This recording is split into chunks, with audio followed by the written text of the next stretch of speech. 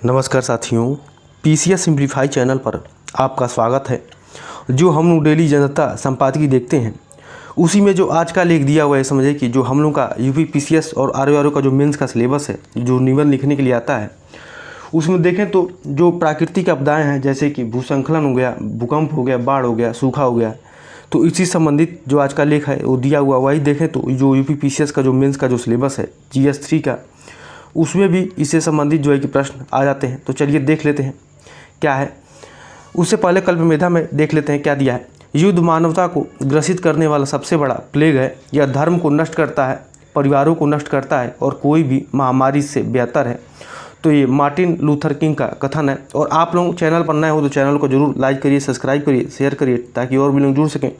और आप लोग टेलीग्राम लिंक से जुड़ जाइए, ठीक है। और भी वहाँ पर जो सूचनाएँ वो दी जाती हैं, तो आप लोग अंत तक बने रहेगा क्योंकि इसमें बहुत ही अच्छा खासा आंकड़ा दिया गया है, ठीक है। तो चलिए देख लेते हैं क्या है। भूकंप बदल देंगे नदियों के रास्ते। धरती के भीतर होने वाले कंपन कई बार नदियों का मार्ग जो है कि बदल चुके हैं। ऐसे में नदी कभी कभी अपने मूल स्थान से मीलों दूर चली जाती है।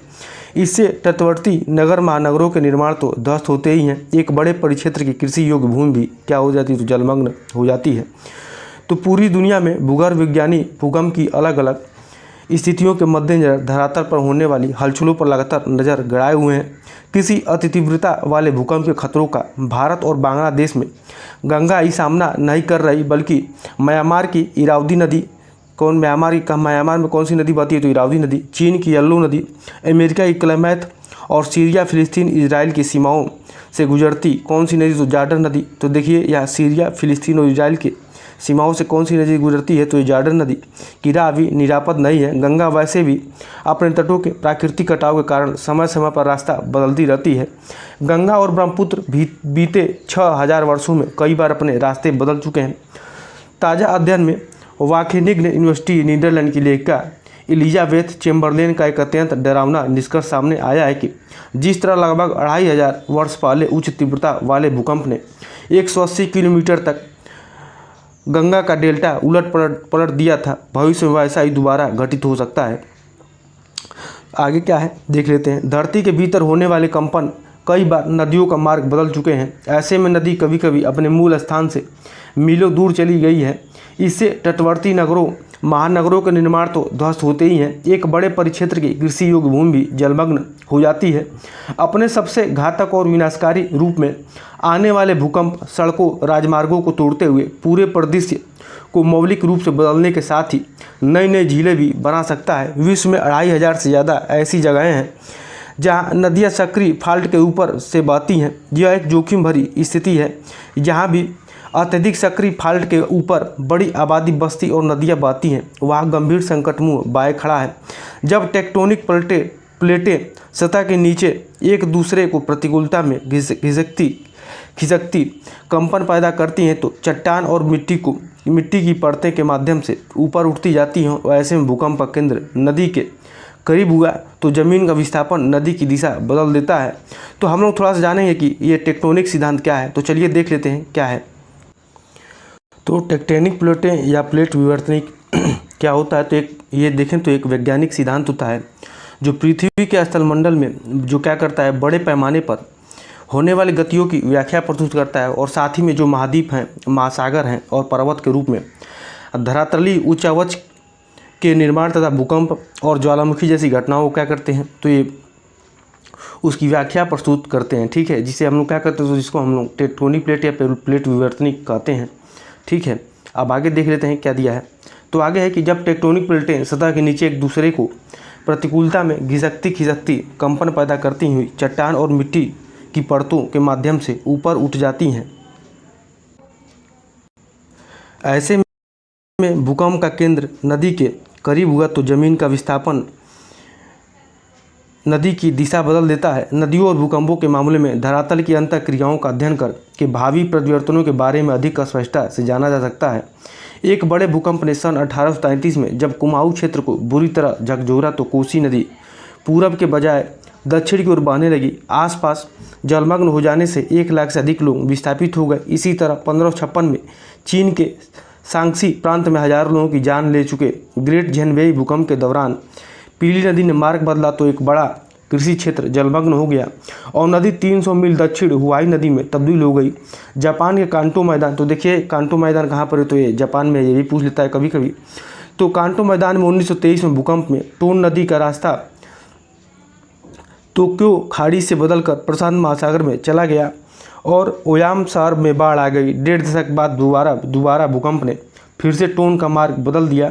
जलवायु परिवर्तन के साथ साथ जैसे जैसे मौसम का पैटर्न समुद्र के स्तर को प्रभावित कर रहा है, नदी प्रणालियों में भूकंप से होने वाले महाविनाशकारी परिवर्तनों को समझना अपरिहार्य हो चला है।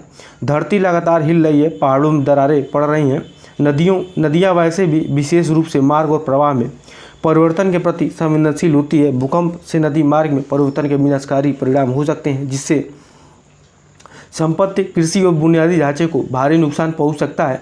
हाल में जब अध्येताओं की एक टीम ने ढाका से 100 किलोमीटर दक्षिण में नदी की पुरानी मुख्य धारा खोजने के लिए सैटेलाइट चित्रों का इस्तेमाल किया तो उस इलाके में भूकंपी संकेत चिन्ह मिले। इस क्षेत्र में गंगा और ब्रह्मपुत्र की प्लेटें करीब होने से यहाँ अक्सर तेज भूकंप आते रहे हैं। डेल्टा वाले नदी क्षेत्र में उच्च तीव्रता का भूकंप आने पर प्रवाह का रास्ता पूरी तरह बदल सकता है। वहाँ तबाही इसलिए बहुत भयावह होगी क्योंकि अब उस क्षेत्र में लाखों की घनी बसावट है। ऐसे भी तमाम अध्ययन सामने आ चुके हैं कि कृत्रिम जलाशयों और मानव निर्मित बाधाओं के कारण भी भूकंप आ सकते हैं। वैश्विक स्तर पर ऐसे में 90 से अधिक स्थलों की पहचान हो चुकी है जहां जलाशयों के भरने से भूकंप आए हैं। भारत में किलारी जलाशय लातूर के भूकंप का कारण हो सकता है। कोयना भूकंप अब तक का सबसे बड़ा और सबसे अधिक विनाशकारी जलाशय ट्रिगर भूकंप रहा है। हिमालय की तराई में 260 मीटर ऊंचे टिहरी बांध के डिजाइन मापदंडों पर सवाल उठते रहे हैं और भूकंप को झेलने की बांध की क्षमता को सुनिश्चित करने के लिए उसकी जांचें होती रही हैं। मई 2008 में सिचुआन में जिम्पिंगू बांध के निर्माण के कारण आए 7.9 तीव्रता के भूकंप ने 80,000 लोगों की जान ले ली थी। जलाशय की गहराई सबसे महत्वपूर्ण कारक है, लेकिन पानी का आयतन भी भूकंप उत्पन्न करने में एक महत्वपूर्ण भूमिका निभाता है। हिमालय, दक्षिण पश्चिम चीन, ईरान, तुर्की और चिली सहित भूकंपीय रूप से सक्रिय क्षेत्रों में कई बांध बनाए जा रहे हैं जिनका विरोध भी हो रहा है। अब शोधकर्ताओं की एक टीम ने ऐसी घटनाओं का मॉडल तैयार किया है जिनसे होने वाले खतरा का बेहतर तरीके से आकलन किया जा सके। जल वैज्ञानिक गति संवेदी उपकरणों के साथ साथ धरातल और नदी की विशेषताओं तथा गतिविधियों यानी कि आकार, ढलान, तलछट, भार, प्रवाह दर का विश्लेषण करते रहते हैं। वे समय के साथ नई नदी के स्तर और निर्वहन की निगरानी के लिए एक्सट्रीम गेज सेंसर उपग्रह डेटा का उपयोग करते हैं। नदी के व्यवहार में परिवर्तन जैसे कि बढ़ती गंदगी, जल स्तर, प्रवाह दर में उतार चढ़ाव, तलछट, भार में व्यवधान आदि विसंगतियों का पता लगाने के लिए वे वर्तमान डेटा की तुलना ऐतिहासिक तथ्यों से करते हैं। भूकंपीय और जल विज्ञान संबंधी डेटा को मिलाकर संभावित प्रभावों की संभावना और गंभीरता का अनुमान लगाते हैं। भूकंपीय गतिविधियों और नदियों के प्रवाह पर बारीक नज़र रखे हुए वैज्ञानिक लगातार ऐसे जोखिम वाले तमाम वैश्विक क्षेत्रों की पहचान करने में जुटे हैं। सब कुछ के बावजूद किसी भूकंप के सटीक मापदंडों या किसी भी क्षण नदी के बहाव के बारे में पूर्वानुमान लगाना असंभव है। जैसे जैसे मानवजन्य भूकंपों की आवृत्ति और परिणाम में वृद्धि हो रही है, शोधकर्ताओं सतही जल भूजल पर उनके प्रभावों का पता लगाने में जुटे हैं। एक नए अध्ययन में शोधकर्ताओं ने 5 दशक के उपग्रह चित्रों के अध्ययन के बाद नए सुराग खोजे निकाले हैं कि नदियाँ कहाँ और क्यों अचानक अपना मार्ग बदल लेती हैं। इस दिशा में लगातार प्रयासों के बावजूद नदियों का स्थानांतरण के बारे में कुल डेटा अभी पर्याप्त माना गया है। जलवायु परिवर्तन से भी विनाशकारी बाढ़ आ सकती है और समुद्र जल स्तर नदी के मुहाने के पीछे हटने का कारण देखें तो बन सकता है। आगे है कि ऐसे में तमाम अध्ययन सामने आ चुके हैं कि कृत्रिम जलाशयों और मानव निर्मित बांधों के कारण भी भूकंप आ सकते हैं। वैश्विक स्तर पर ऐसे 90 से अधिक स्थलों की पहचान हो चुकी है जहां जलाशयों के भरने से भूकंप आए हैं। भारत में किलारी जलाशय लातूर के भूकंप का, तो लातूर आपको कहाँ पर पड़ता है, तो लातूर देखें तो ये महाराष्ट्र में पड़ता है। कोयना भूकंप अब तक का सबसे बड़ा और सबसे अधिक विनाशकारी जलाशय ट्रिगर भूकंप रहा है। हिमालय की तराई में 260 मीटर ऊंचे टिहरी बांध के डिजाइन मापदंडों पर सवाल उठते रहे हैं और भूकंप को झेलने की बांध की क्षमता को सुनिश्चित करने के लिए उसकी जांचें होती रही हैं। ठीक है, तो आज का लेख यही दिया हुआ था, तो आप लोग ज़रूर कमेंट करिएगा कैसा लगा कैसा नहीं। ठीक है, तो आज के लिए इतना ही। बहुत बहुत धन्यवाद।